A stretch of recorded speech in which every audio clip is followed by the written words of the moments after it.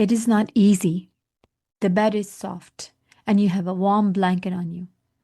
The world is silent, and Shaitan whispers, just a few more minutes. But something deep in your heart reminds you that your Rabb is calling you. He's waiting for you, not because he needs you, but because you need him. Most of the world is asleep, but you were chosen to be awake.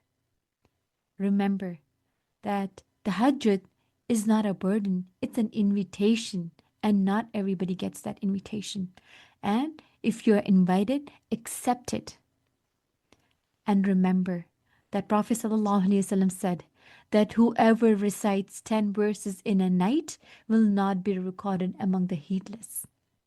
Just 10 verses, just few minutes, and Allah subhanahu wa ta'ala writes you as someone awake, mindful, and connected. Right? It's not about how long you are praying. It's about who you're standing in front of. Your Rabb, your sustainer, your creator. Right? In a world full of noise, this is the moment of true connection. So take that opportunity. Do not miss it. 10 verses, sincere sujood, and tears that shed from your eyes, and you may write your destiny. So please go ahead.